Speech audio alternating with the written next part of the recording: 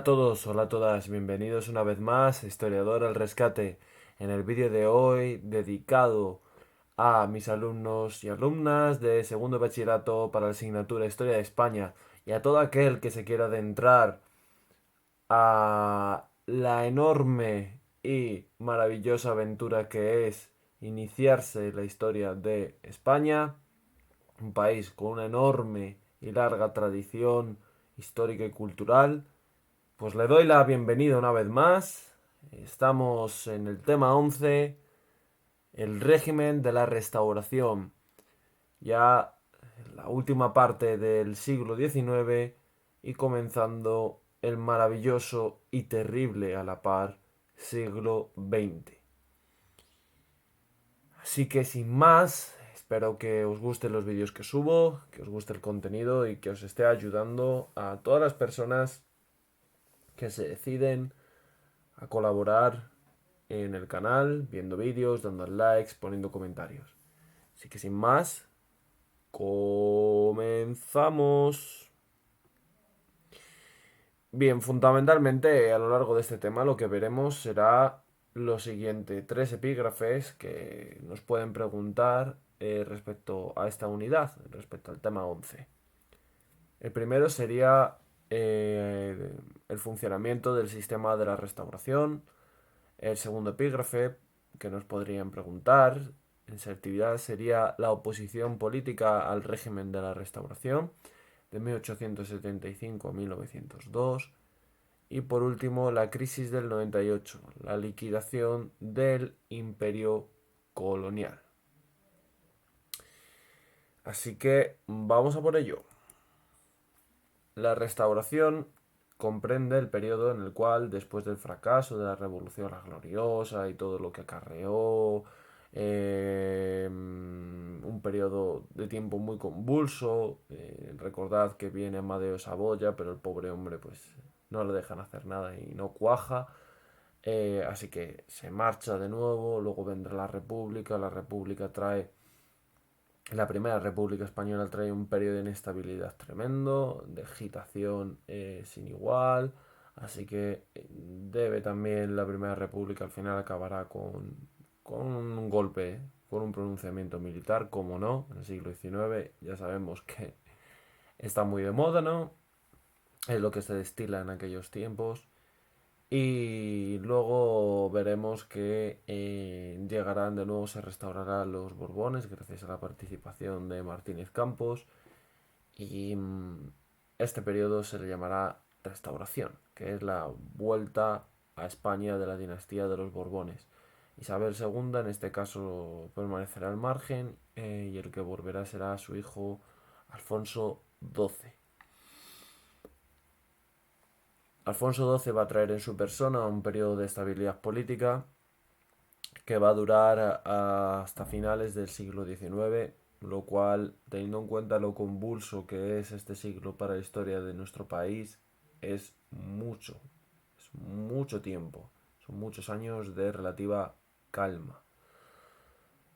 Vale, esta estabilidad va a venir propiciada gracias a la Constitución de 1876, en el cual Cánovas del Castillo, un político bastante destacado de este periodo de tiempo, va a diseñar un sistema bipartidista, un poco como ocurría con el PP y el PSOE antes de la irrupción de nuevos partidos como Ciudadanos, Podemos, Vox, etcétera.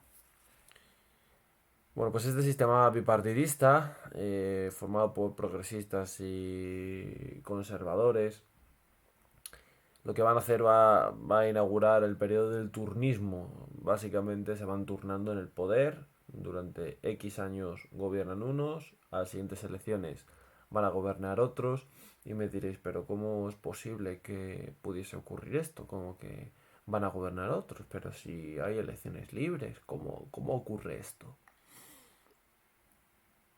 Bien, obviamente las elecciones son de todo menos libres y elecciones, porque están compradísimas. Así que era simplemente un teatro de cara al exterior, pero de cara al interior se sabía que se había gobernado durante una legislatura los moderados, al año siguiente, bueno, moderados, conservadores, whatever, al año siguiente iban a gobernar, a la legislatura siguiente iban a gobernar los progresistas. De hecho, lo tenéis en una caricatura de la época, trampas electorales. ¿Habéis votado ya los candidatos que os recomendé? Sí, padre, 4 veces. ¿Cómo puede ser que en este colegio solo han entrado 18 votantes y en el escrutinio salgan 173 votos? Dispense usted, pero yo no soy de este distrito.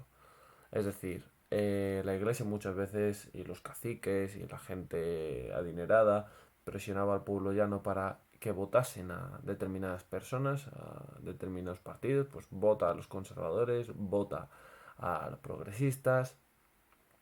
Y claro, no votaban solo una vez, sino bastantes veces, porque había ahí un amaño de las listas tremendo. Y incluso muchas veces lo veremos en el tema, van a votar hasta los muertos, ¿vale? Y que yo sepa, un muerto pues no puede votar, ¿no? Porque está muerto, básicamente. Así que bueno, pues este periodo, este sistema bipartidista, creado por Cánovas y forjado por la Constitución de 1876, con todos los puntos negativos que tiene, obviamente, va a servir para tranquilizar la situación en el plano político de España, al menos durante el reinado de Alfonso XII. Así que bueno, dentro de lo que cabe, a pesar de los obviamente fallos del sistema, como es la corrupción, el fraude electoral, el caciquismo, pues dentro de lo que cabe va a ser bastante positivo, sobre todo teniendo en cuenta las circunstancias de España en ese momento. Lo que pasa que, claro, todo esto es pan para hoy y hambre para mañana y al final se le volverá en contra a los padres de la restauración, puesto que en esos momentos, en el plano internacional, y en España también, están surgiendo nuevos partidos o nuevas tendencias políticas, como los movimientos, sobre todo obreros, los nacionalismos también, y empieza a cobrar cada vez más fuerza, aunque ya había surgido con anterioridad los movimientos republicanos, el republicanismo. De hecho, de nacionalismos, por ejemplo, el PNV surgirá, pues eso, a finales del 19, creado por Sabino Arana, un individuo que, bueno, es un personaje y que incluso a día de hoy los propios miembros del PNV reniegan de él porque tenía una ideología, un carlista, fue un carlista y tenía una ideología cuanto menos bastante basada en la supremacía de la raza vasca sobre la castellana y un odio racial sobre lo que no era vasco. Vamos, que podríamos decir incluso que era un progenitor de lo que luego será el nazismo, porque la verdad es que el racismo que presenta es bastante nazi, bastante fascista. Sus textos están en internet, por si no me creéis. Bien, así que justo también hay que tener en cuenta que en estos momentos es cuando de debilidad nacional, porque España ya es una potencia colonial de segundo o tercer orden, está económicamente fatal debido a todos los tiempos convulsos del 19 y bueno, pues tenemos que van a empezar a surgir movimientos regionalistas y nacionalistas en un intento de oponerse a ese Estado centralizado, pero también, sobre todo, va a ser un intento de independencia promovido por las élites, sobre todo la burguesía, tanto la catalana como la vasca, pero sobre todo en Cataluña. La burguesía catalana va a ser muy importante. Y bueno, pues la burguesía catalana básicamente goza de una gran posición económica, se dan cuenta de que no pueden ser igual de competitivos con los productos extranjeros, permaneciendo en un Estado español. Así que a partir de ahí van a empezar a surgir estas ideas de independencia, de España nos roba, de querer meter manos en la caja, básicamente. Y ahí es cuando pues van a querer ser independientes los catalanes y surgirán los primeros partidos independentistas. Pero bueno, en fin. Esto se agravará aún más, sobre todo con la crisis del 98, cuando España pierda prácticamente la totalidad de sus colonias debido a la negativa intervención de Estados Unidos, motivado por una prensa amarilla, que ahí surge el término, de hecho, la prensa amarilla se llama así porque el papel que se utilizaba era amarillo y la prensa rosa igual, era rosa. Entonces la prensa amarilla, pues bueno, pues se dedica a lanzar injurias y mentiras diciendo que los españoles maltratábamos a los cubanos y les teníamos en una situación lamentable, lo cual era falso. Y a Estados Unidos esto va a calar en la población estadounidense y a Estados Unidos le interesaba que calase porque hombre, ellos querían apropiarse de Cuba. De hecho, habían solicitado al gobierno español que se lo vendiese, vamos. Un poco como hizo Donald Trump con Dinamarca diciéndoles que les tenía que vender Groenlandia. ¿Por qué? Pues porque soy el imperio americano. Claro, España dijo que no, pero es que a Estados Unidos no se le puede decir que no. Entonces Estados Unidos, viendo que por las buenas no podía apoderarse de Cuba, pues se iba a tener que apoderar por las malas. Por las malas fue motivando a una revolución en Cuba, fomentando un odio hacia lo español en Estados Unidos, lo cual era bastante desarrollado ese odio, con viñetas caricaturescas que salían en la prensa amarilla, con un tal Pulitzer que se dedicó a sacar mentiras contra España. Y todo esto facilitó que hubiese un estallido en un barco americano, el Maine, un estallido que se ha demostrado que fue interno, probablemente se debió a un accidente o probablemente si nos vamos a la vía más conspiranoica del tema, pues fue volado internamente por acción americana, siendo un atentado de falsa bandera. El caso es que esto, la voladura del Maine, fue utilizado como casus belli, como excusa para declarar la guerra a España cuando no tenía nada que ver. Y años después se demostró que el Maine había sido una explosión interna, como estoy diciendo, pero aquí paz y después gloria. Entonces España se metió en una guerra que no podía ganar, obviamente, y al final, a pesar de luchar heroicamente, tanto en infantería como en la marina, con el almirante Cervera, que hizo lo que pudo, eh, salimos derrotados. Perdimos Cuba, perdimos Puerto Rico y perdimos prácticamente casi todo el territorio ultramarino, salvo eh, cuatro islas por ahí perdidas, pero vamos, que prácticamente el imperio colonial se desmoronó y también perdimos Filipinas, la joya de la corona. Así que bueno, debido a todo esto, el sistema político de la restauración, que había traído una relativa calma, a pesar de toda la corrupción que arrastraba, pues estalló. Como el Maine, pues estalló igual. Em, Estallando sobre todo ya porque estaba muy malito, ya entrando en el siglo XX estaba ya muy, muy enfermito, pero bueno, iba siguiendo ahí a pasos renqueantes, pero ya sobre todo a partir de los años 20 del siglo XX, con la crisis del crack del 29 y sobre todo con la dictadura de Primo de Rivera, tenemos que la restauración ya hacía aguas por todos los lados y esta situación fue confirmada el 14 de abril de 1931 cuando se proclamó la Segunda República. Pero bueno, eso es otra historia que veremos más adelante. De momento estos son todos los temas que vamos a ir hablando a lo largo de este vídeo, que sirva como introducción. Bien, en el funcionamiento del sistema de la restauración, vamos a ver cómo se produce el retorno de la dinastía borbónica. Bueno, pues tenemos que remontarnos a los hechos de la Primera República. Tras el golpe del general Pavía en enero de 1874, el principal problema que se le viene ahora al gobierno de Serrano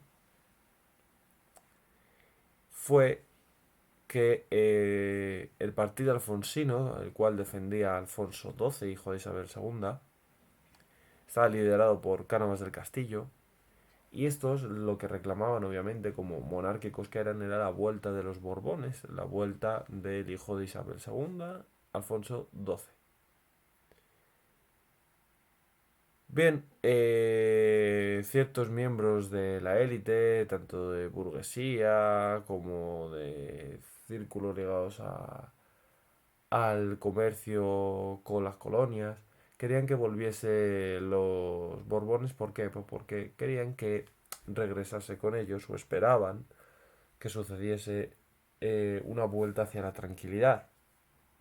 Los conflictos, las insurrecciones no son buenos para los negocios, así que ellos pensaban que si volvía Alfonso XII, si volvían los Borbones, la situación se iba a calmar y por lo tanto esta restauración iba a favorecer la vuelta a la normalidad, y cuando hay normalidad hay dinero porque se puede hacer negocios.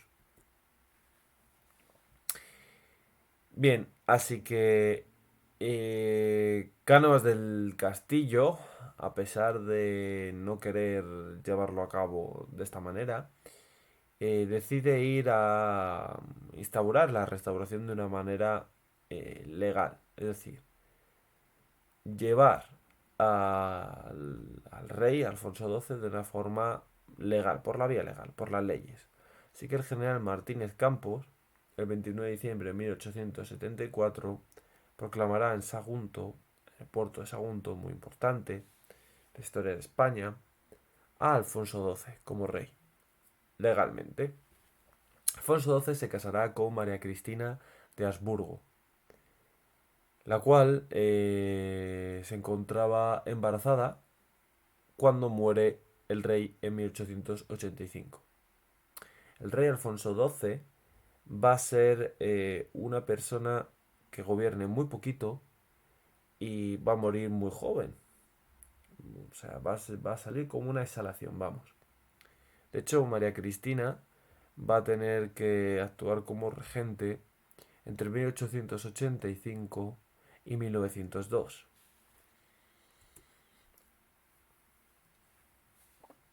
Bien, los primeros meses que van a existir entre la primera formación del gobierno de Cánovas del Castillo y la aprobación de las Cortes de 1876 son la primera etapa a la hora de asentar el nuevo régimen de la restauración. Cánovas lo que va a buscar en esta primera etapa es, obviamente, asentar las bases de la monarquía, las cuales estaban cogidas con pinzas, y elaborar una constitución que permitiera ese bipartidismo, ese turnismo del cual hemos hablado. Hasta 1881 los conservadores, que estaban liderados por Cánovas del Castillo, van a ser los que dominen la vida política, los más influyentes.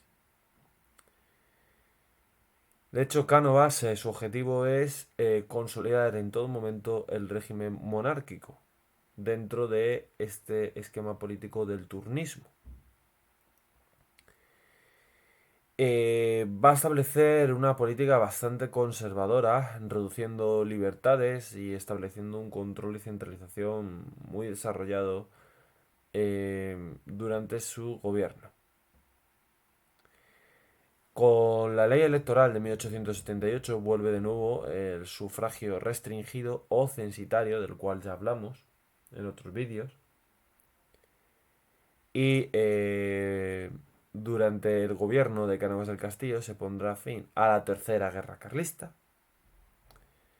Y sucederá, bueno, pues se pondrá fin también la Guerra de Cuba, en la cual hubo una especie de revuelta, de revolución anterior a la de 1898. Pero claro, como esta no contaba con el apoyo directo de Estados Unidos, pues España, dentro de sus limitaciones militares, pues consiguió paliarla, consiguió poner, ponerla fin. Hay una frase que dice Antonio Cánovas del Castillo, muy famosa, y es la siguiente: es necesario ser duro, ser muy severo, ser tal vez inexorable con los transgresores de las leyes.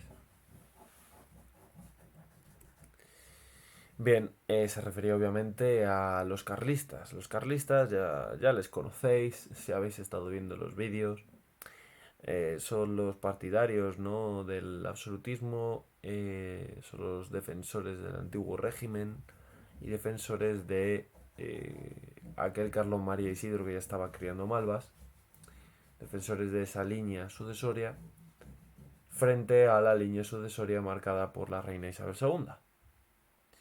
El caso es que la tercera guerra carlista va a estallar en este momento, va a ser una tónica general a lo largo del siglo XIX, como vemos.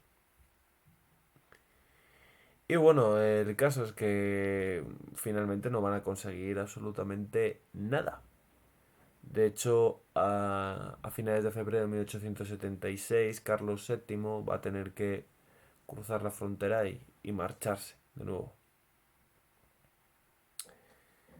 Eh, la consecuencia de la derrota fue la abolición de los fueros vascos el 21 de julio de 1876, lo cual esto va a ser un paso muy fuerte hacia la unificación, hacia esa centralización que buscaban los Borbones desde casi 200 años que habían venido a España tras la guerra de sucesión. La tercera guerra carlista fue brutal, provocó 300.000 muertos. Ojo, que no estamos hablando de una guerrita sin más, teniendo en cuenta que en España en aquella época no superaba los 20 y pocos millones de habitantes. Es una barbaridad, ¿eh?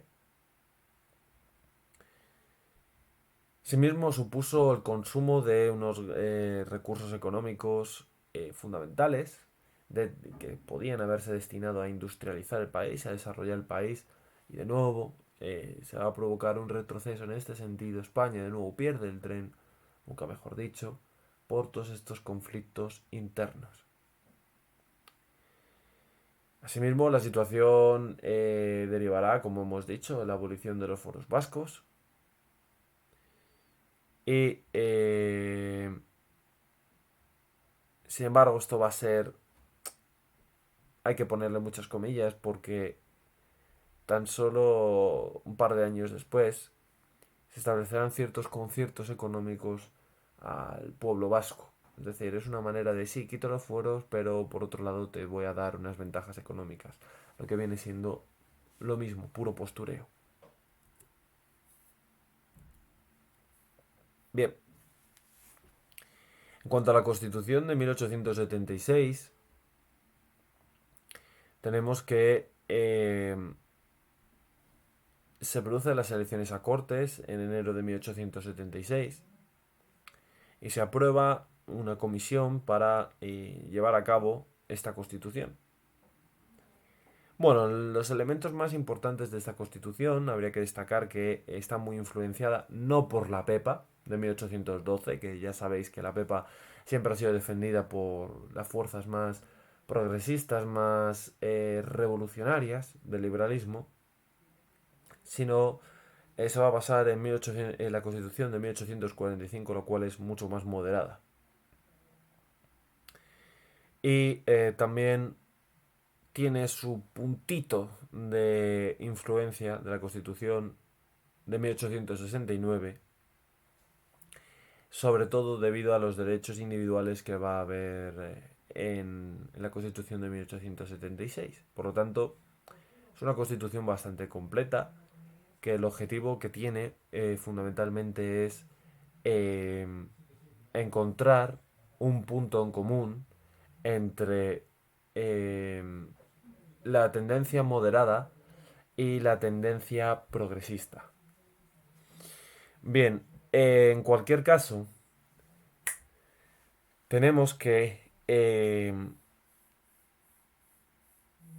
el derecho del sufragio se va a quedar sin cerrar, es decir, no se sabe muy bien, no se resuelve el problema del sufragio universal, no queda resuelto, así que no se produce una solución a las demandas que ya desde por aquel entonces estaban pidiendo.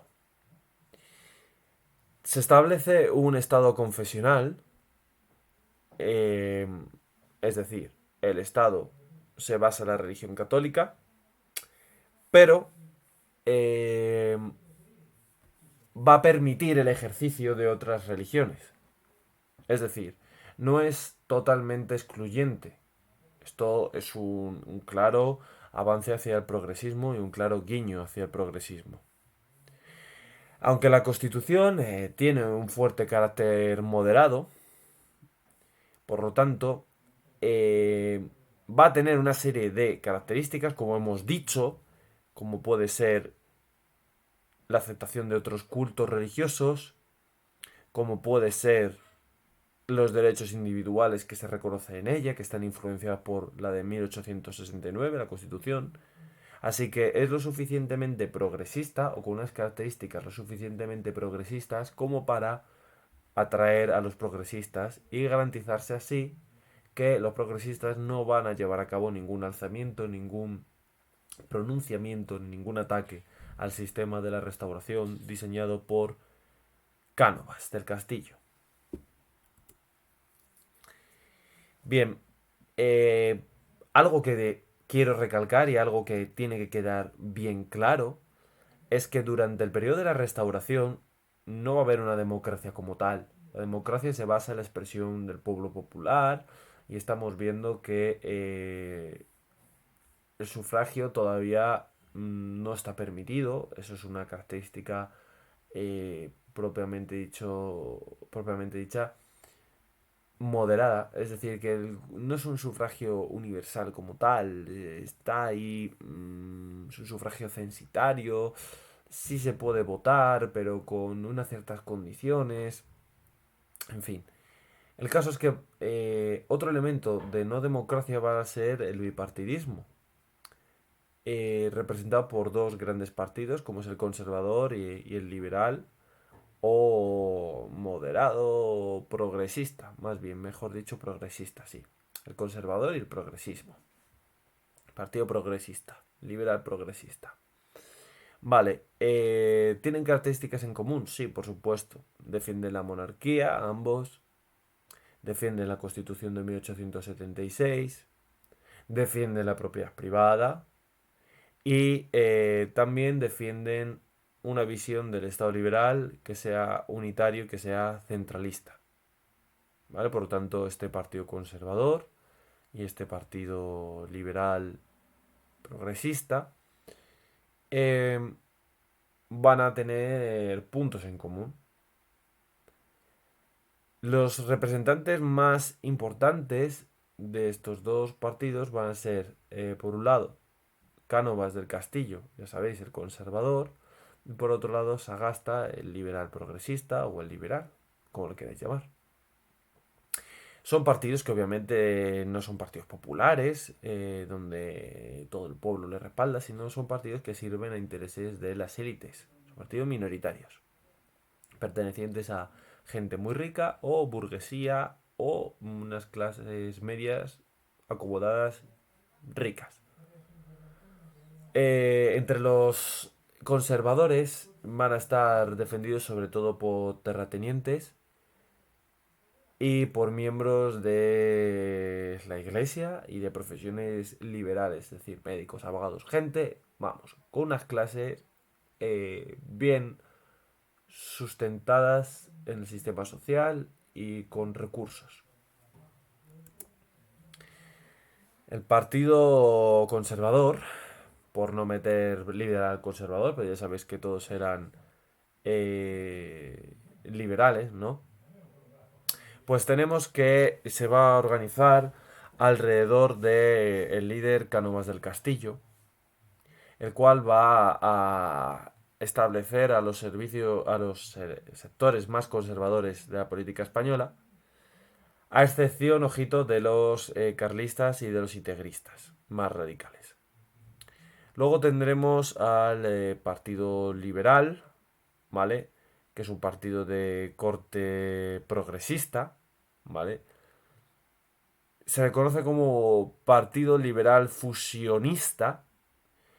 Su líder va a ser Sagasta y se llama Partido Fusionista porque es como una especie de fusión de distintos miembros como antiguos progresistas, unionistas, de aquella unión liberal, ¿no? Y algunos ex republicanos que son moderados.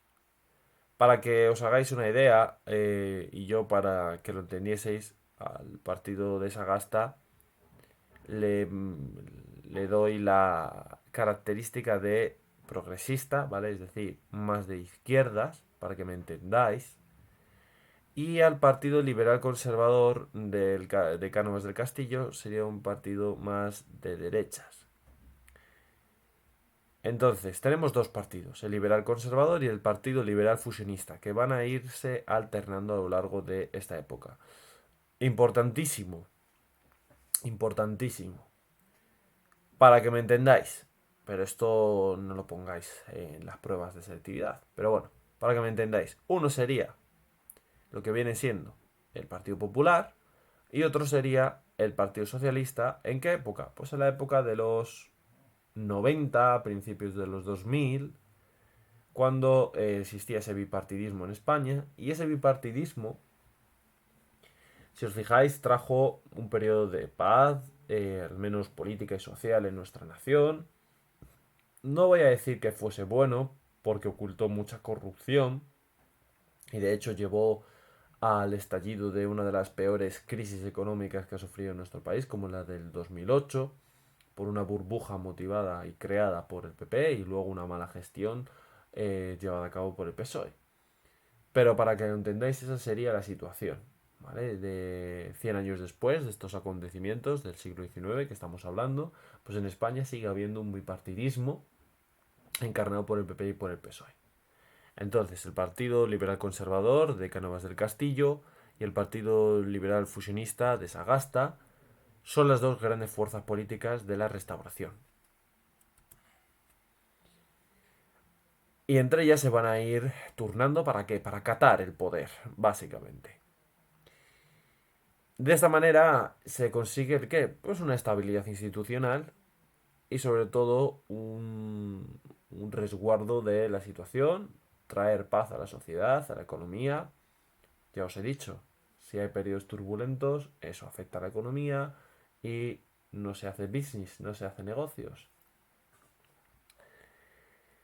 Cuando el partido que estaba gobernando, pues por sus malas acciones, sus casos de corrupción o distintos factores que llevaban a que la opinión pública respecto a ese partido fuese muy... se erosionase o fuese muy criticada, se alternaban en el poder, se celebraban unas elecciones, ¿vale? Y el rey, bueno, unas elecciones que son un paripé, y el rey nombraba un nuevo gobierno. Y se iban cambiando, de ahí el nombre de turnismo. Obviamente, el fraude de estas elecciones, como ya lo he comentado, pues aseguraban que fuese a ganar el partido político que ellos querían. De hecho, fijaos, esto del fraude de las elecciones es algo que pasa todavía en ciertos países en vías de desarrollo. Incluso pasó durante los tiempos de la Segunda República, ya entrado el siglo XX. Así que es algo, vamos, natural y común hasta hace 2 días, gracias a Dios. Esta imagen que aparece aquí, una caricatura que representa, obviamente, toda la crítica hacia ese fraude electoral, bochornoso, obviamente, se ve que distintos fallecidos salen de sus tumbas.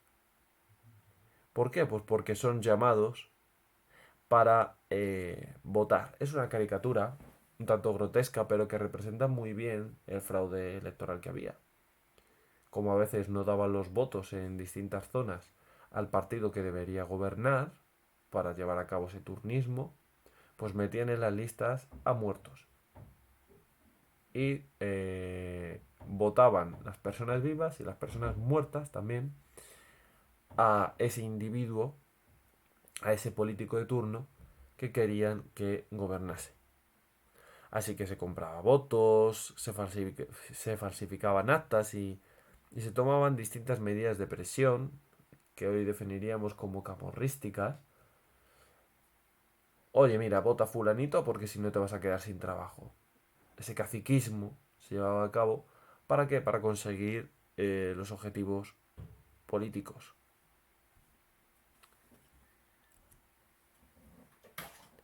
Así que bueno, con este panorama, el control de todo el proceso electoral supuestamente se llevaba a cabo por el ministro de la Gobernación, los gobernadores civiles, alcaldes y distinta gente rica, ¿no? Del lugar, los llamados caciques. De hecho, el ministro de Gobernación era quien elaboraba la lista de los candidatos que deberían ser elegidos, los famoso encasillado. Los gobernadores civiles transmitían entonces la lista de candidatos ministeriales a los alcaldes y caciques y todo el aparato administrativo se iba a poner en funcionamiento para asegurarse las elecciones.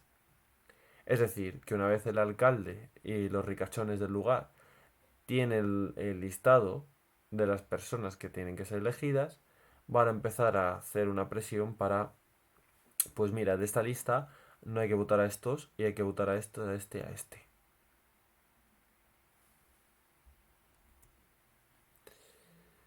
Si por lo que fuese salía mal, que todo podía ser, ojo, todo podía ser, y se ponía en peligro que se pudiese elegir al candidato ministerial previamente establecido, pues se llevaban a cabo el famoso pucherazo, vamos, llevar a cabo trampas.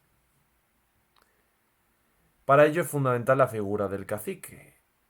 Los caciques, ya lo he explicado, pero bueno, lo vuelvo a repetir, era gente de familias ricas, muy ricas, asquerosamente ricas, normalmente a escala local o provincial, que controlaban un territorio, una circunscripción electoral.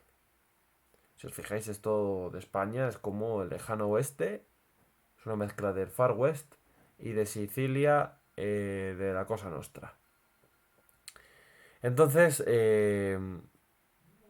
esto permitía a que el Estado pudiese tener un contacto rural, en el ámbito rural o local, y a partir de ahí, con ese contacto, el cacique, poder manipular todos los resultados de las elecciones.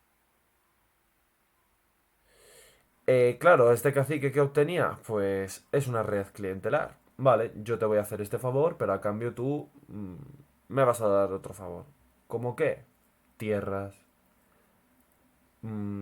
ayudas económicas, que me facilites, que me aprueben los permisos para construir una finca en este terreno, etcétera, etcétera. Es un sistema totalmente mafioso. Pero claro, obviamente no todo el mundo va a estar...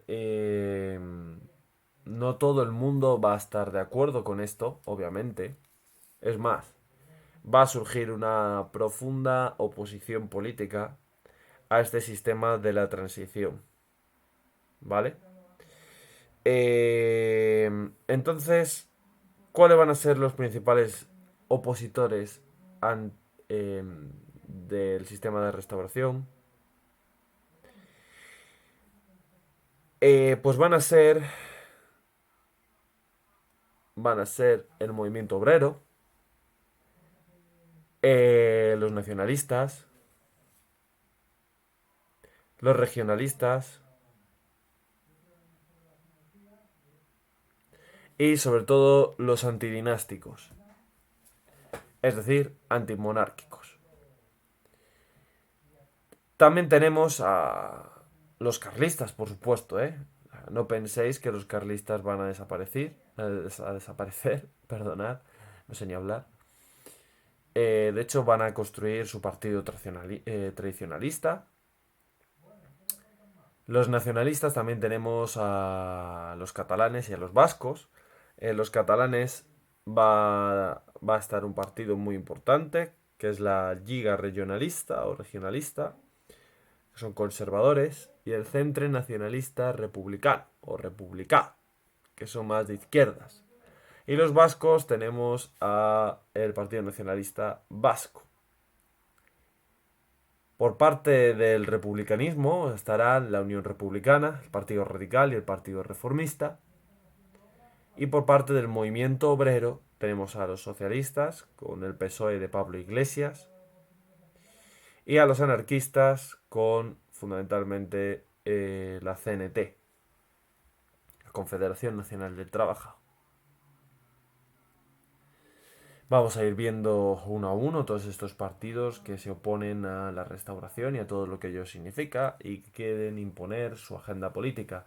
Si os fijáis, son de extremos totalmente distintos.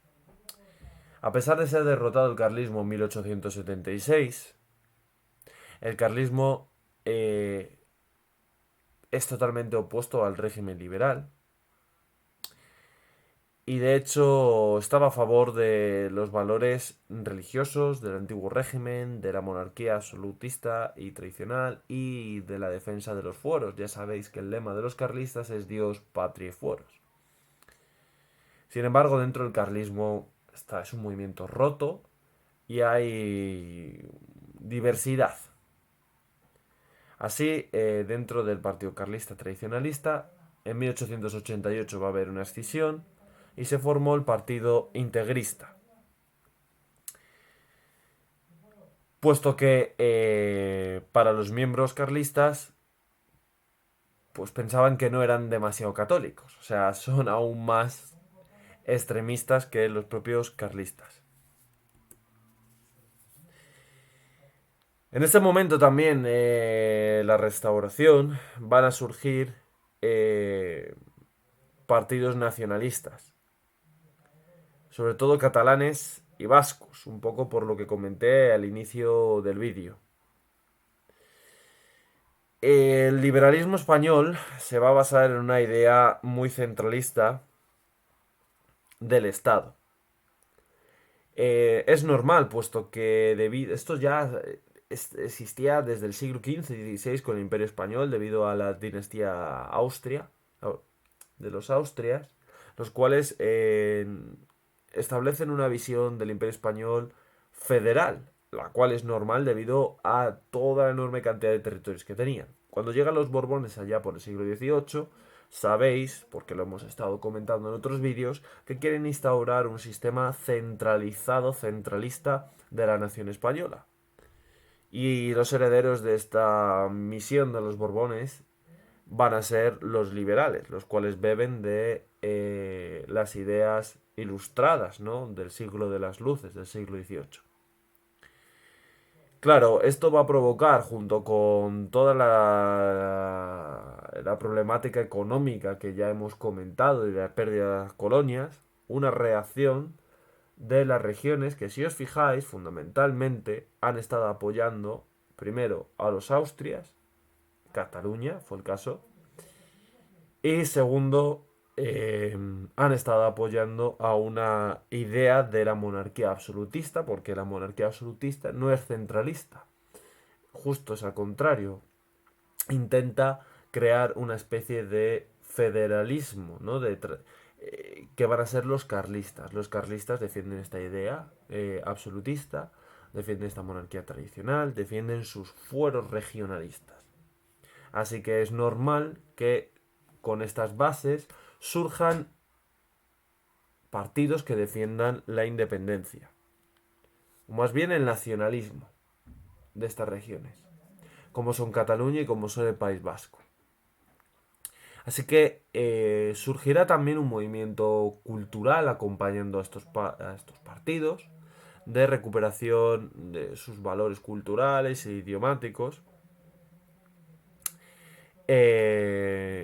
los cuales fraguarán y se plasmarán en los movimientos nacionalistas, sobre todo en Cataluña y en País Vasco, aunque también en menor medida en Galicia. Estos van a contar con el apoyo de la burguesía. ¿Por qué? Pues porque la burguesía lo veía como una oportunidad para mejorar sus negocios, ganar más dinero y convertirse ellos en las élites de ese nuevo país que se podía formar en estos territorios. Con el catalanismo, pues bueno, tenemos que hacia 1830, también aprovechando las ideas románticas de independencia, de creación de naciones, de la lucha por la libertad, que tanto daño han traído al mundo, porque ese romanticismo lo único que consiguió fue ver al conflicto bélico con una visión romantizada, una visión idealizada de la guerra, la cual es algo horrible, obviamente. Pues va a surgir un movimiento en Cataluña cultural, literario, conocido como la Renaixença.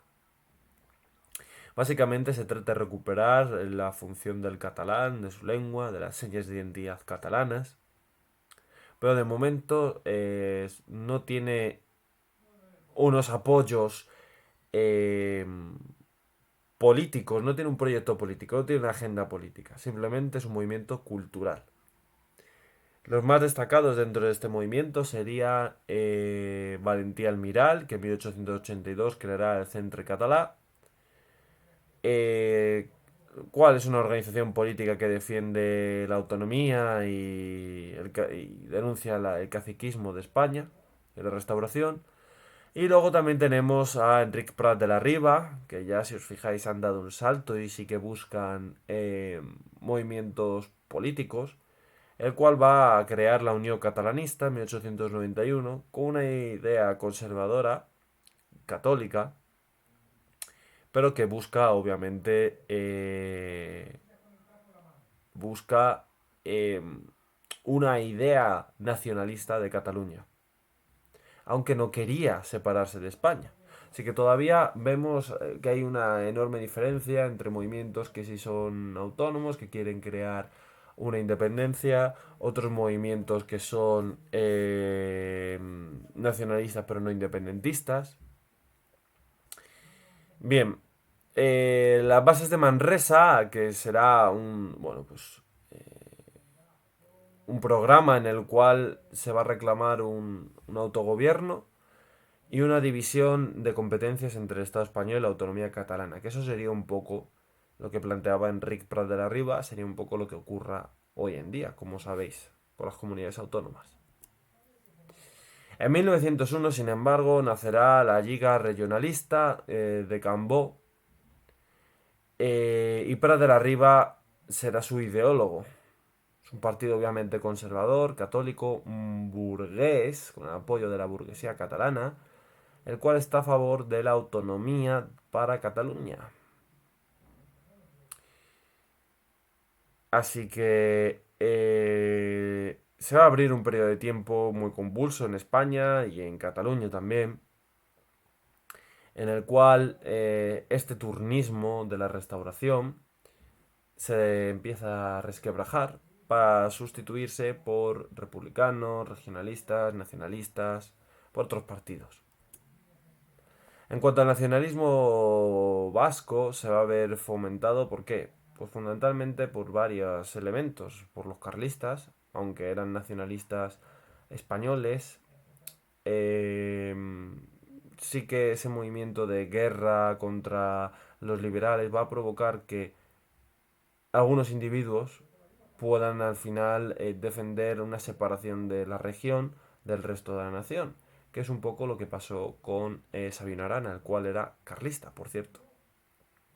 Si os fijáis, el País Vasco y Navarra siempre han apoyado, y Cataluña han apoyado a los carlistas, y este sentir diverso con el resto de la nación hará que a lo largo del siglo XIX vayan evolucionando y ciertos ideólogos carlistas pues pasen a convertirse de rebote, aunque ellos no lo quisiesen, en independentistas al final. Asimismo, ese fuerismo que defienden los carlistas, esa señas de identidad distintas, esos beneficios económicos que deberían tener por encima del resto de la nación, va a propiciar ese sentimiento de individualidad, de nacionalismo. Y también el desarrollo industrial de la región al verse el País Vasco como una región mucho más rica que el resto de España. Por lo que obviamente las élites burguesas también van a apoyar a estos movimientos independentistas. Así, los fueros vascos que permitían a las provincias vascas mantener una situación de relativo gobierno, pues va a crear una situación administrativa pues compleja y diferenciada del resto del territorio español. Por eso los fueros vascos eh, los fueros vascos van a ser tan criticados por los Borbones, porque lo que hacen es crear una diferencia con el resto de la nación española. Así, tras la Guerra Carlista de 1872, van a ser abolidos, ¿vale? Una vez terminada la guerra en 1876. Claro, los vascos defienden los fueros como algo fundamental, mientras que el resto de la nación española obviamente lo ve mal porque son unos beneficios y unas ventajas económicas que ellos no tienen. Y esto, poco a poco, como he estado explicando, va a convertirse en las señas de identidad de los defensores del nacionalismo vasco. Y con la industrialización también, gracias a ese despegue económico, además va a traer la llegada de inmigrantes, va a afectar a la tradicional identidad, a la identidad vasca, básicamente. Lo cual va a ayudar a que tener dinero, por un lado, y segundo, al ver afectada su cultura, porque llegan inmigrantes procedentes de otras zonas, van a traer como consecuencia que se recrudezca la defensa de los valores vascos. Por lo tanto, fomenta el nacionalismo indirectamente. Sabino Arana era un individuo que ya os he hablado un poquito de él, del cual no puedo decir buenas palabras, la verdad. Era carlista eh, y finalmente evolucionó hasta crear un partido nacionalista vasco. Tuvo una evolución muy compleja, muy racista con lo que él consideraba España, muy crítico. De hecho, Sabino Arana, el vasco que se hablaba en el País Vasco, eh, un vasco de un pueblo con otro no se podían entender. De hecho, era un euskera diverso. No existía una gramática del euskera como tal. Se pasaba de tradición oral a tradición oral. Así que Sabino Arana lo que hizo fue crear un euskera artificial conocido como euskera batúa. Para que todo el mundo lo aprendiese y de esa manera se creó un idioma artificial eh, simplemente por la defensa de una agenda política. Eh, Sabino Arana pone la voz en grito al considerar que eh, los inmigrantes que están llegando al País Vasco para trabajar en la industria ponen en peligro la etnia, y no solo la etnia, sino la raza vasca, porque él habla de raza, y va a tener una ideología xenófoba totalmente. Él afirma que los vascos no se mezclaron con los romanos, con ningún pueblo, con los árabes. Habla de que los españoles eran unos vagos, unos violentos, que en las fiestas siempre violaban a las mujeres, se rajaban entre ellos, en fin. Utiliza estas ideologías un poco que estaba surgiendo a finales del 19 principios del 20 de darwinismo social, ¿no? De superioridad racial. Habla incluso de no mezclarse con los españoles porque no son puros, no son puros. De ahí que no está bien visto el matrimonio entre un vasco y una no vasca. y al contrario, lo mismo.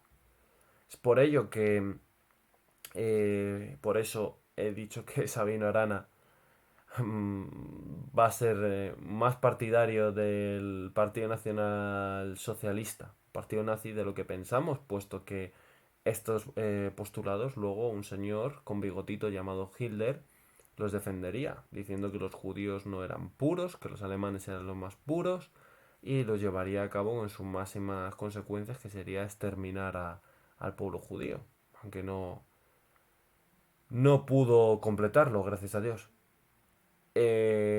Sabino Arana será detenido, tendrá un periodo de tiempo en la cárcel, pasará sus últimos días en prisión. Y Sabino Arana finalmente se arrepentirá. De hecho, escribió varias cartas arrepintiéndose de esas ideas de romper la nación española, de que estaba equivocado, lo reconoció. Por eso hay un gran debate entre los historiadores, puesto que se piensa que Sabino Arana podía tener algún tipo de trastorno psicológico. Y debido a este último giro, ¿no? De esa ideología tan radicalizada y de repente te arrepientes y cambias totalmente. Pero claro, los padres del PNV no quieren hablar de esta etapa, solo hablan de Sabino Arana como un personaje legendario, pero en verdad no hablan de todo lo que dijo. Y por supuesto, ni qué decir el tema de que se arrepintió en su última etapa, puesto que ellos lo consideran que fue una manipulación por parte del Estado español y que obligaron a Sabino Arana a que dijese eso. El problema de las ideas es que son muy difíciles de matar. Una vez nacen, son realmente difíciles de acabar con ellas. Así que a día de hoy el PNV todavía existe, obviamente. Es un partido muy importante en Euskadi. Y ya sabéis que del PNV, si no lo sabéis, os lo digo, surgió también de una escisión de las juventudes del PNV, surgió la banda terrorista ETA.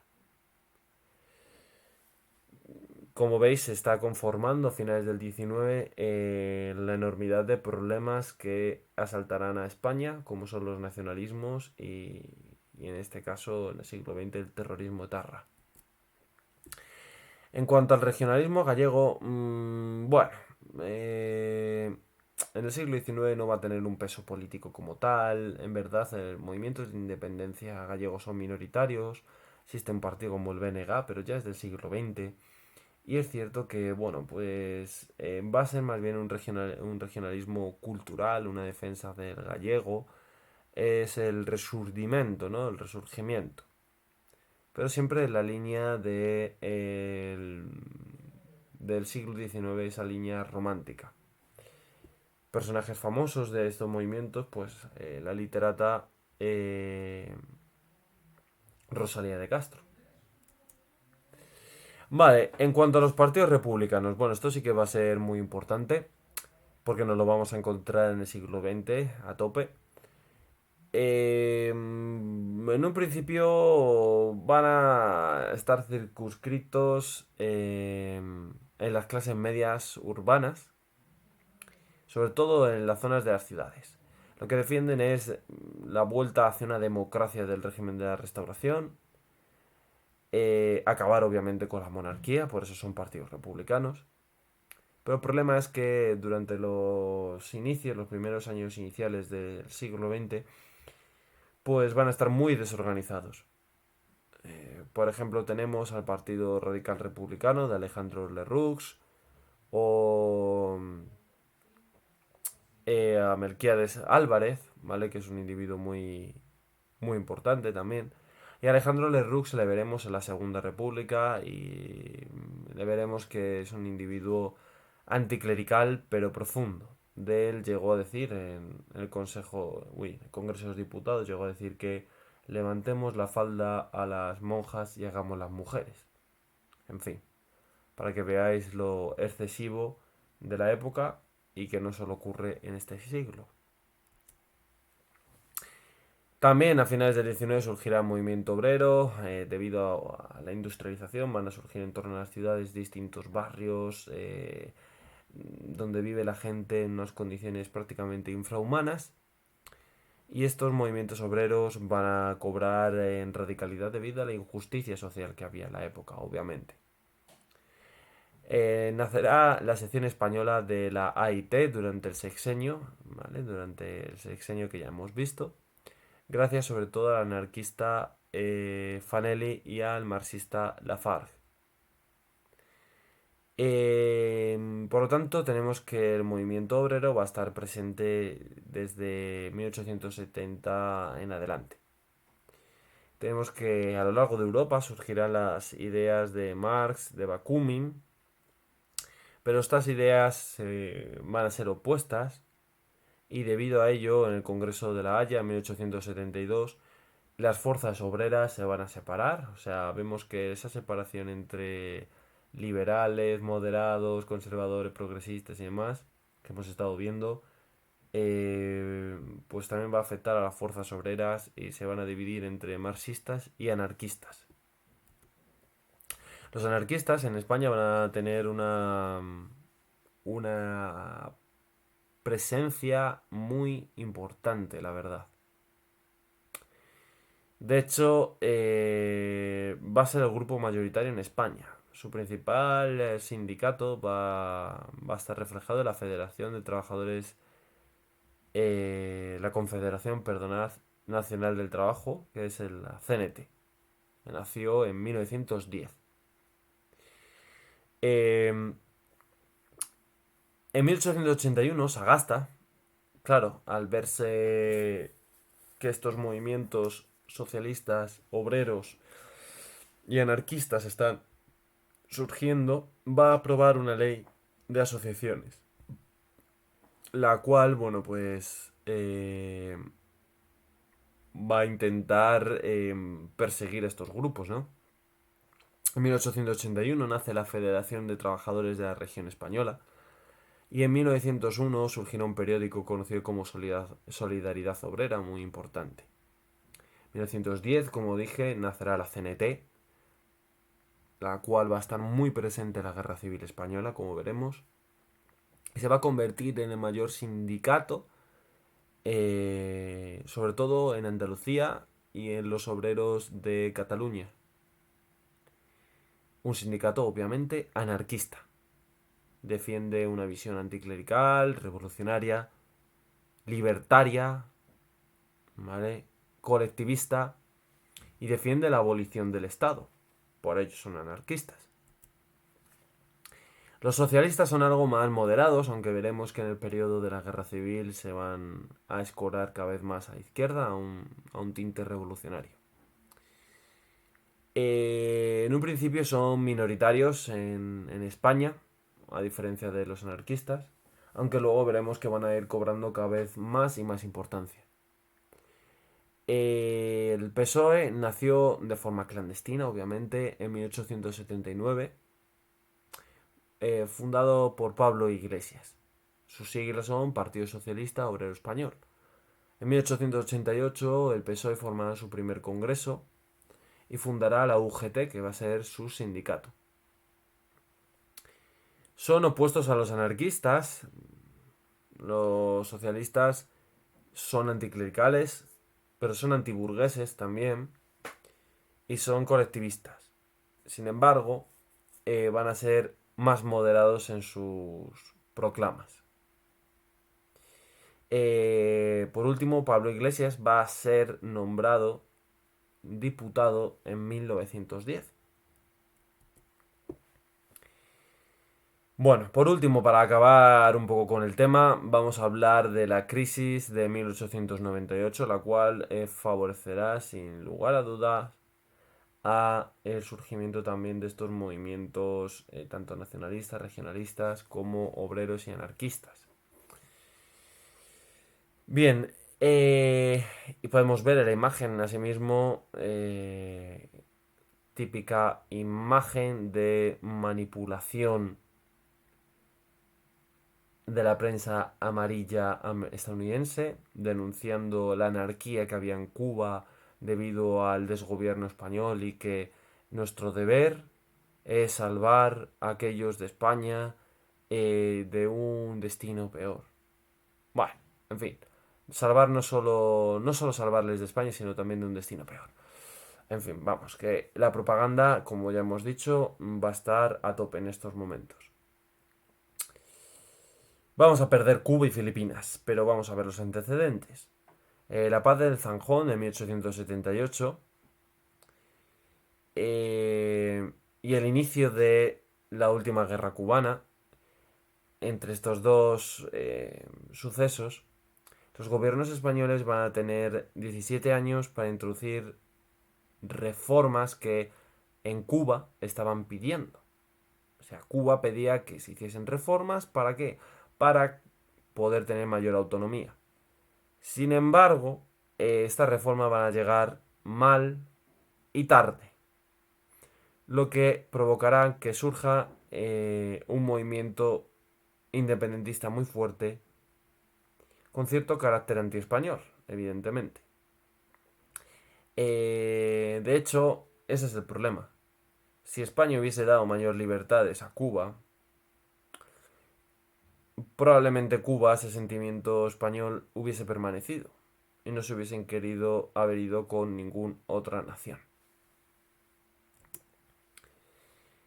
El periodo más idóneo para haber hecho las reivindicaciones, haber hecho caso a las reivindicaciones cubanas, fue el gobierno largo de los liberales con Sagasta, entre 1885 y 1890. Pero lo único que se aprobó fue abolir la esclavitud en 1886. Sí, amigos, la esclavitud en 1886, para que veáis hasta qué época ha habido esclavos. Y que los cubanos pudiesen tener representación, obviamente, en las Cortes españolas, porque hasta entonces no tenían. Sí que fijaos, eran parte de la nación española, pero no tenían voz y voto en las Cortes. Estaban bastante marginados. De hecho, se propuso dotar de autonomía a Cuba, pero fue rechazado por las Cortes. Lo cual estuvo cerrando todos los caminos a Cuba, caminos pacíficos, para obtener sus reclamaciones. Así que si juntamos a esto, que se está creando un polvorín en Cuba, más los intereses geoestratégicos y geopolíticos de una potencia en ciernes como es Estados Unidos, de una potencia que empieza a crecer, tenemos el cóctel perfecto para la guerra de Cuba. Asimismo, van a aumentar aún más, van a aumentar las tensiones entre España y Cuba. ¿Por qué? Porque España ponía unos aranceles proteccionistas para dificultar el comercio con Estados Unidos. ¿Con qué objetivo? Con el objetivo, sobre todo, de evitar que comerciasen con América, con Estados Unidos, puesto que ofrecía un mercado mucho más competitivo. Así, en 1891 se aprueba el arancel, ¿vale?, de Cánovas del Castillo, el cual va a favorecer a la burguesía catalana, sin duda alguna, pero perjudica obviamente a Cuba. No han aprendido nada, si os fijáis, de lo que ocurrió con el reinado de Fernando VII, con ese proteccionismo entre la metrópoli y los virreinatos. Así que claro, Cuba se va a convertir en un espacio reservado solo para productos españoles, los cuales no ofrecen un precio tan competitivo como pueden ser los productos procedentes de Estados Unidos. Esto va a molestar obviamente a Estados Unidos porque le estás fastidiando, no puedes comerciar con Cuba y también estás fastidiando a todo el tejido económico de la isla. Así que como vemos, esto ya está sentando las bases de la enemistad americana y de la enemistad cubana, sobre todo teniendo en cuenta que a los cubanos no se les está dando apoyo a sus demandas, que por otro lado eran justas.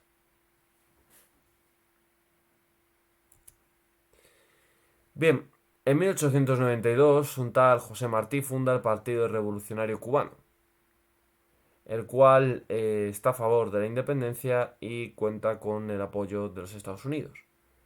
En 1895 se produce el Grito de Baire y empiezan las hostilidades entre los independentistas y los soldados españoles. ¿Por qué se va a producir el conflicto? Por todo lo que hemos dicho, ¿vale? Lo cual llevará a Cuba a un deseo de independencia y sobre todo Estados Unidos va a apoyar a este movimiento, porque ve que le interesa, obviamente. ¿Vale? Está perjudicando a la economía americana la presencia española en Cuba. Así que geoestratégicamente a Estados Unidos le interesa extenderse por todo el Caribe y hacer que América Latina y el Caribe dependan de él, y no de otras potencias de viejo orden como es el caso de España. Bueno, estas primeras luchas no van a ser positivas para los cubanos y de hecho se va a mandar por parte del gobierno español, en vez de intentar llegar a buen puerto con los insurrectos, pues lo único que se mandará será a generales para acabar eh, con la revuelta cubana de mala forma. Así mandan al general Martínez Campos, el cual no consigue pacificar la isla, y en 1896 se manda a Valeriano Bayler, el cual va a aplicar una violencia inaudita e incluso va a crear, de hecho, los primeros campos de concentración de la historia y aplica una represión desmedida. Esto, lejos de ayudar a pacificar las cosas, hace que el pueblo cubano luche aún más, con mayor ahínco. Se asesinará a Cánovas en 1897, fue asesinado por un anarquista italiano, creo recordar. Y Sagasta lo que va a hacer va a ser relevar a Bayler y concede a Cuba y a Puerto Rico gobiernos autonómicos. Sin embargo, ya era tarde. Lo deberían haber hecho mucho antes. Los independentistas ya han cruzado el Rubicón y contando con el apoyo de Estados Unidos, no se van a bajar del carro, obviamente. Así que se niegan a firmar algún tipo de paz.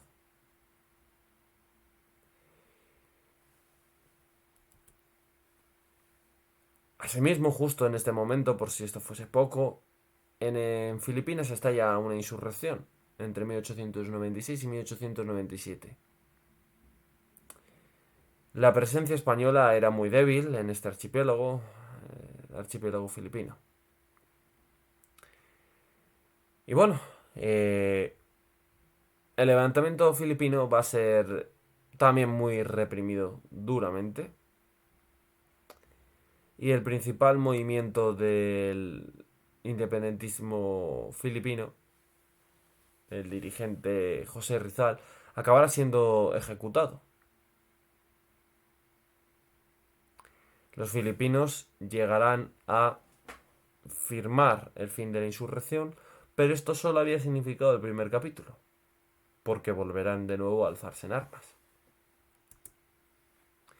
En 1898, con la explosión del Maine, lo que he explicado anteriormente, Estados Unidos declara guerra a España utilizando esa explosión del Maine que, como ya he dicho, tuvo lugar en el puerto de La Habana y fue una explosión interna, fue falsa, falsa.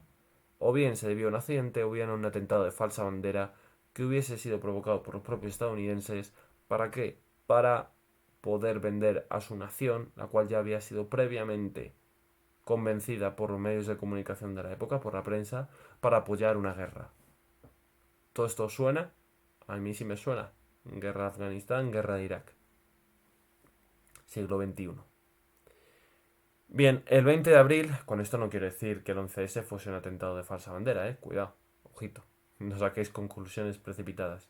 Pero sí que quiero decir que los medios de comunicación manipulan mucho, son un arma propagandística para cambiar la ideología de la gente y ayudar a los gobiernos a tomar ciertas decisiones que por otro lado serían polémicas. La propaganda sigue existiendo hoy más que nunca, diría yo, en toda la historia de la humanidad. Si no, mirar las redes sociales. El 20 de abril, por lo tanto, de 1898, Estados Unidos da un ultimátum a España, nada, diciéndole que simplemente pues que abandone Cuba sin luchar. Obviamente España eso no lo puede aceptar y van a la guerra. Una guerra en la cual obviamente se sabía que España no la podía ganar, no tenía una flota moderna, pero sin embargo dio la cara, hizo lo que podía. Los americanos declaran la guerra a España y curiosamente intervienen no solo en Cuba, sino también en Filipinas. Derrotando a la Armada Española, muy debilitada, tanto en Filipinas, en Cavite, como en Santiago, en Cuba. Debido a esto, en 1898 se firmará la Paz de París, en la cual España abandonará Cuba, Puerto Rico, Filipinas, quedando a partir de entonces bajo dominio y posesión americanas, norteamericanos. Las consecuencias del 98 fueron brutal. A nivel social, los soldados que vuelven de la guerra no solo vuelven muchos casos mutilados, sino también son considerados como parias. Piensan que no han defendido a ultranza las posesiones del Imperio Español y van a tener que sufrir ese trauma, ¿no? De hecho, en el lenguaje común español, cuando ocurre una tragedia se dice, vamos, tranquilo, más se perdió en Cuba. Para decir que lo de Cuba fue mucho peor. Así que España pierde el imperio, ese imperio que tantos siglos le había costado mantener, y compara cualquier tragedia que nos podía haber sucedido, no hubiese sido peor a perder Cuba y las Filipinas. Pero sobre todo Cuba, que era la joya de la corona. España se queda, por lo tanto, descolgada, puesto que perdemos el imperio, como siempre yendo contracorriente de la historia de Europa y de las naciones, en un momento en el que casi todas las naciones que contaban en el panorama internacional están construyendo imperios coloniales, sobre todo en África y en Asia. Así que a partir de ahora, no solo España va a tener un papel secundario en el panorama internacional, sino yo diría terciario y cuaternario, por utilizar estos términos geológicos.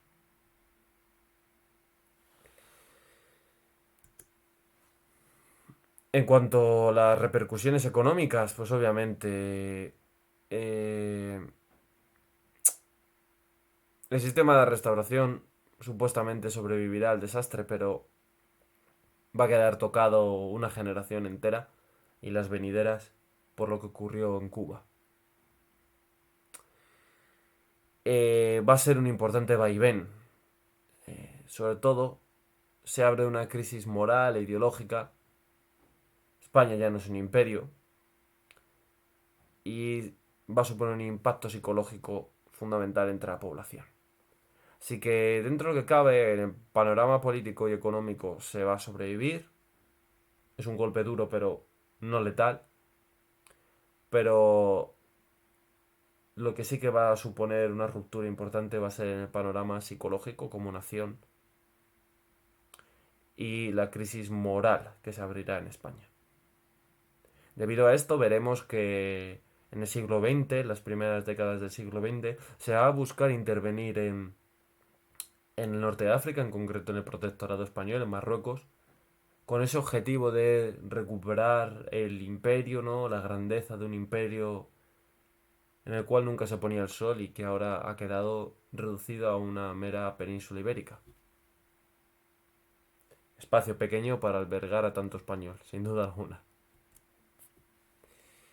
Bueno, tras el 98 surgirán los regeneracionistas, sobre todo encabezados por Joaquín Costa. Os recomiendo la lectura de su libro Oligarquía y Caciquismo, los cuales denuncian todos los atrasos y todo el caciquismo político, esas oligarquías, esas burguesías que solo miran por el dinero y abogan por una modernización de la nación española. Por ejemplo, frases muy famosas de Joaquín Costa será la escuela y despensa, ¿no? y las 7 llaves al sepulcro del Cid. Quiere eliminar los mitos de un pasado glorioso, somos un imperio, y apuesta por modernizar la economía de la sociedad y alfabetizar a la población. Es decir, hay que eliminar el mito y centrarse en lo que hay. Y lo que hay es pésimo. Asimismo, defiende eliminar todo este sistema caciquil, todas estas oligarquías, y aboga por una transparencia electoral. Obviamente caerá en saco roto sus demandas. También surgirá una generación de poetas literatos, y gente muy culta a raíz del 98, como Unamuno, Valle Inclán, Pío Baroja, Azorín. Van a encarnar ese profundo pesimismo del cual os hablaba antes, tras la pérdida del Imperio Español. Critican los sucesos de España por un atraso respecto al mundo y reflexionan sobre el sentido de España y su papel en la historia del mundo. Y como os he dicho, pues este gobierno regeneracionista, estas ideas regeneracionistas finalmente serán un fracaso también, no llevarán a buen puerto.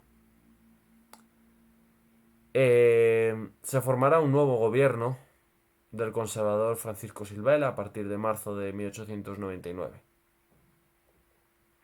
El gobierno va a traer reformas, pero bueno, van a estar muy criticadas por la oposición y finalmente, pues, la regente María Cristina lo que hará será dar el poder en 1901 a los liberales. Otra vez de nuevo Sagasta. Así que el sistema de la restauración continuará hasta 1931, haciendo daño verdaderamente a la nación española. Pero bueno, eso es otra historia, porque el 17 de mayo de 1902, Alfonso XIII cumplirá 16 años de edad y comenzará su reinado, el reinado de España. Fijaos, con 16 años gobernando Alfonso XIII. O sea, esa mentalidad un poco medieval todavía no se había perdido en nuestra nación. Y me despido de este vídeo, este largo vídeo, a la par muy interesante. Un vídeo que cuesta hacerlo, sobre todo porque es un periodo de la historia de España, que lo vivieron nuestros tatarabuelos, que quedamos marcados como nación y que a día de hoy sus repercusiones, créanme, influyen más de lo que podríais imaginar. La frase de Alfonso XIII es la siguiente. Para mí un político es un señor retórico a quien no hay que tener mucho en cuenta. Bueno, pues creo que básicamente encarna todos esos valores de la restauración, ¿no?